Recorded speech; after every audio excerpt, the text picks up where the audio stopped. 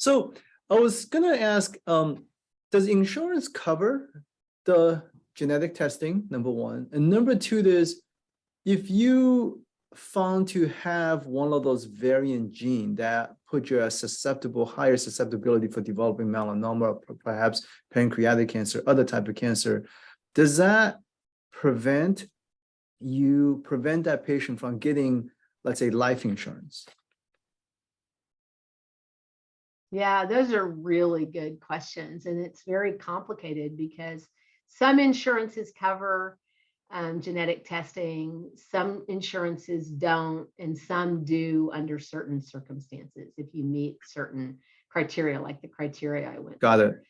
And so it's highly variable. And that's one of the reasons that I really like to go through a genetic counselor, because most genetic counselors, part of the program, after they've counseled and they've told them about the risks and the benefits and the costs and all of the different things that, let them decide whether they want it.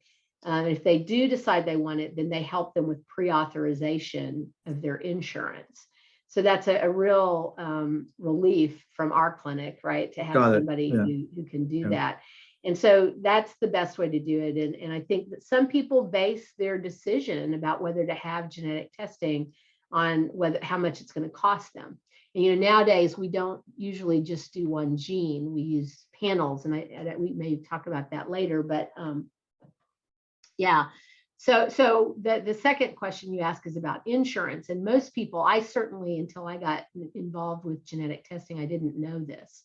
But there's different kinds of insurance. Some insurance is considered sort of standard and something that everyone in society sort of deserves and is not a luxury. And there's other kinds of insurance that's considered to be more of a luxury item, and it doesn't fall under the same protections as regular insurance. So there's the Genetic Information Non-Discrimination Act, GINA. It's called GINA, and GINA it's a federal level act, and most states also have a similar law in place that prohibits the use of genetic testing information. It prohibits it from being used for employment. You can't ask about it. You can't fire somebody for that. You're safe.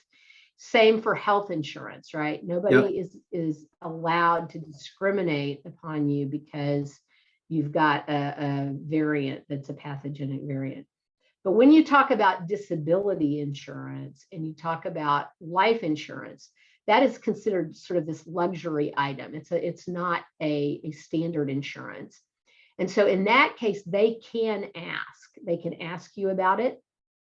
And they can increase rates based on whether or not you have one of these mutations. The thing about it is that most insurance companies are very smart. I mean, it's all about, risk. They know more probably about risk than we do in these guys, because they've got so many millions and millions of data points. But what they really don't usually ask about genetic testing anyway. They ask about, have you had any cancers? Yeah. Right. Which are the same questions I ask. Or have your family members had any cancers? And if they have, then they have the same information that we do, and they know that there's an elevated risk. And so most people, and if you say that you haven't, you can't lie about it, because if you say that you don't and you do, and it's ever proven that you did and you misled them, then the insurance is null and void anyway. So you have to be truthful. They can ask you all the right questions regardless of the genetic testing anyway, but it can impact and it can call attention to the fact. And so some people hesitate to get tested because they're worried about that. And I think, it is one of the elements of consideration, and you sort of have to decide, where are you going to, maybe you want to get your insurance first before you get your genetic testing done. That's a really good advice. Well, anyway.